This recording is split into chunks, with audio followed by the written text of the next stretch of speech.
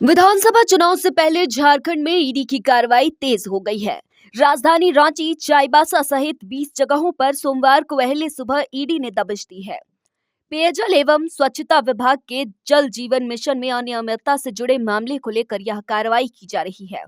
यह छापेमारी आईएएस मनीष रंजन के करीबी मंत्री मिथिलेश ठाकुर के भाई विनय ठाकुर, पीएस हरेंद्र सिंह के अलावा कई इंजीनियर्स के घर पे जारी है। यह छापेमारी जल जीवन मिशन में हुई अनियमितता से जुड़ा हुआ है। रांची के मोराबाद स्थित हरिहर सिंह रोड, रातू रोड में इंद्रपुरी और चाईबासा में छापेमारी फिलहाल जारी है। छापेमारी वाले सभी लोकेशन पर सुरक्षा व्यवस्था बढ़ा दी गई है। मिली जानकारी के अनुसार विनय ठाकुर से पूछताछ के बाद उनके बिजनेस पार्टनर मधु बाजार निवासी वेदांत खैरवार के यहाँ भी एक टीम छापेमारी कर रही है। वहीं वेदांत खैरवार के गोदाम की भी जांच की जा रही है। ईडी के इस कार्रवाई पर मुख्यमंत्री हेमंत सोरेन ने कहा कि यह अप्रत्याशित है। आने वाले विधानसभा चुनाव को देखते हुए कार्रवाई की जा रही है। वहीं मंत्री मिथिलेश ठाकुर ने केंद्र सरकार पर निशाना साधते हुए कहा कि यह ईडी की कार्रवाई नहीं बल्कि राजनीति से प्रेरित कार्रवाई है। भाजपा को जनता नकार रही है, तब इस तरह के हथकंडे केंद्रीय एजेंसियों के द्वारा अपनाए जा रहे हैं। छापेमारी को लेकर क्या कहें? छापेमारी को लेके कौन सा जगह हमारे हो रहा है?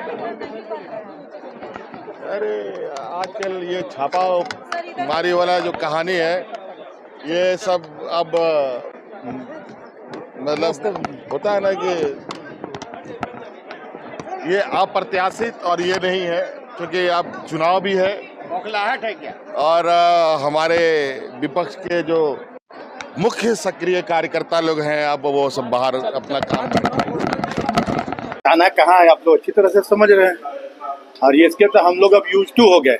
इससे अब किसी तरह का हम लोगों को अब नहीं लगता कि कोई, क्योंकि ये तो कहीं से भी ईडी की रेड नहीं है, ये पूरी तरह से राजनीतिक रेड है। ये जब जनता की अदालत में देखते हैं कि अब जनता की अदालत में हम पूरी तरह से फेल हो गए, जनता ने इन्हें नकार दिया है पूरी तरह से, तब ये इस तरह का अपना हथकंडा अपनी केंद्रीय एजेंसियों को लगाते हैं।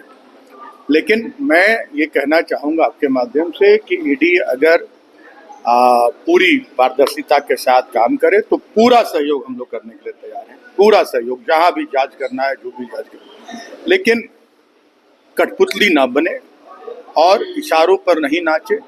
और ये जो रेड है ये पूरी तरह से, क्योंकि मेरे ऊपर बहुत लंबे समय से, लोकसभा के पहले से भारतीय जनता पार्टी में शामिल होने का दबाव विभिन्न माध्यमों से, मैं तो कहूँगा कि जो मीडिया चैनल के लोग हैं वो लोग भी मेरे ऊपर दबाव बना रहे थे कि भारतीय जनता पार्टी में शामिल हो जाइए। मैंने कहा कि फांसी पर चढ़ जाऊंगा, पूरा खानदान जेल में सड़ जाएगा, दबाव की राजनीति नहीं करूंगा और झारखंड के जनता के साथ किसी तरह का छल धोखा नहीं। और हमारे माननीय मुख्यमंत्री का हम लोग हनुमान है। माननीय मुख्यमंत्री ने जो बीड़ा उठाया है अंतिम पंक्ति के लोगों को हक अधिकार दिलाने का और इस झारखंड के विकास का, उसमें हम लोग भी सहभागी हैं। और इन लोग तो जब बेवजह बिना किसी आरोप के जब राज्य के मुख्यमंत्री को भी 5 महीने जेल में रख सकते हैं, तो साल 2 साल हम लोग भी रहेंगे। तो बीजेपी में राजधानी रांची सहित 20 जगहों पर हुई ईडी की कार्रवाई को लेकर पूर्व केंद्रीय मंत्री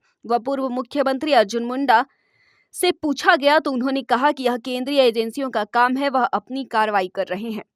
जल जीवन मिशन में अनियमितता से जुड़े मामले को लेकर अर्जुन मुंडा ने कहा कि मैं भी झारखंड के कई गांव घूम चुका हूं, वहां नल तो लगाया गया है लेकिन नल में पानी नहीं पहुंचा।